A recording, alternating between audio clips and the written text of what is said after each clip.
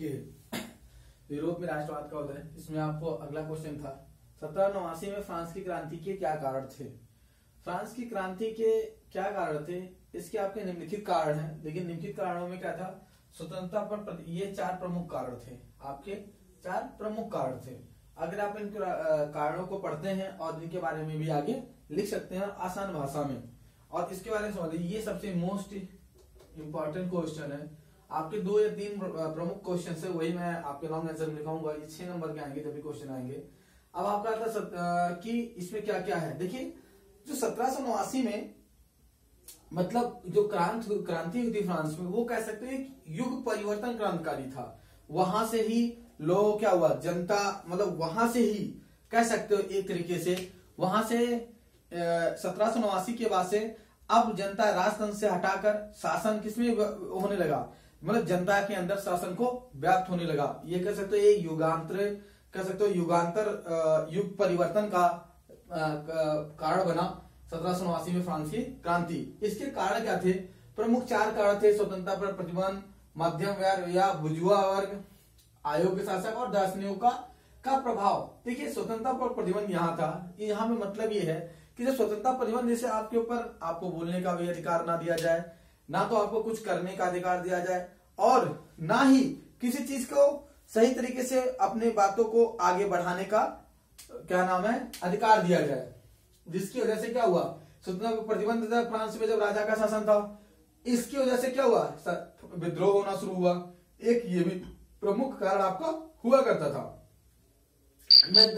मध्यम वर्ग या बुर्जुआ वर्ग, देखिए जब फ्रांस की क्रांति हुआ, इसके पीछे भी सबसे बड़ा, या देखिए मध्यम वर्ग का मतलब यहाँ पे क्या है, डॉक्टर, वकील और आपके जो व्यापारी थे, मध्यम वर्ग के व्यापारी थे, उनके अंदर क्या हो गया था, राष्ट्र की भावना को जागृत हो गया था, और क्या था, उनका शोषण हो रहा था। जिसकी वजह से क्या हुआ, मध्यम वर्ग का विचार, वो अपने देश के प्रति राष्ट्र के प्रति भावना उठी, और उन्होंने क्या कर दिया, विद्रोह किया, फ्रांस की क्रांति में अपना योगदान दिया। फिर अयोग्य शासक, देखिए सबसे बड़ा कारण ही था फ्रांस की क्रांति में हमारा, या फिर कह सकते हो सबसे बड़ा कारण था लुई जो 16वां था।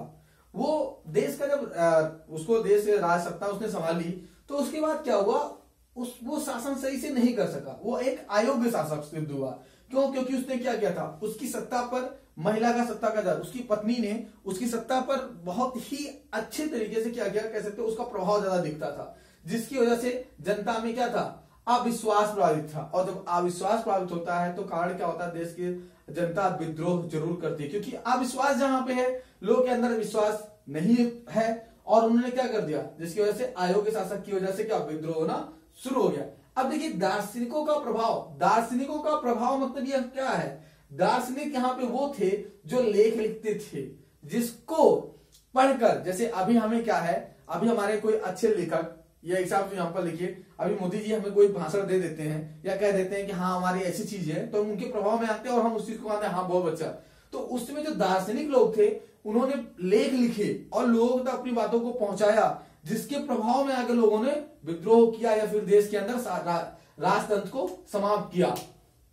यही 4 प्रमुख कारण थे आपके, क्या थे, फ्रांस की क्रांति के, और इन्हीं की वजह से फ्रांस की क्रांति और युग परिवर्तन स्टार्ट हुआ। इसके बाद आपका नेक्स्ट क्वेश्चन आता है, राष्ट्रवाद से क्या तात्पर्य है, यूरोप में राष्ट्रवाद के उदय होने के कौन कौन सी परिस्थितियां का सहायक हुई। देखिए राष्ट्रवाद क्या है, राष्ट्रवाद देखिए बेसिकली क्या है, राष्ट्रवाद राष्ट्र राज्यों का उदय, देखिए राष्ट्रवाद कह सकते हो जो उदय हुआ 18वीं शताब्दी के आसपास हुआ था। 18वीं शताब्दी मतलब 1800 समथिंग के आसपास से स्टार्ट हुआ, और राष्ट्र उदय, राष्ट्रवाद से क्या तात्पर्य है, अपने राष्ट्र में शासन, जनता का शासन होना, जनता का शासन होना, सीधी सी बात है। अपनी हक की, आपको आजादी हो बोलने का, आपको घूमने का या व्यापार करने का, एक स्थान से दूसरे स्थान में व्यापार करने का, उसे कहते हैं राष्ट्रवाद। अब यूरोप में राष्ट्र उदय होने का कौन कौन सी परिस्थिति सहायक हुई, सबसे बड़ी संस्कृति सहायता क्या थी, संस्कृत की भूमिका, फिर भाषा, जन विद्रोह, मध्यम वर्ग का उदय, उदारवादी विचारधाराओं का प्रारंभ, और यूनान का स्वतंत्रता संग्राम। देखिए इन सभी पॉइंटों में सबसे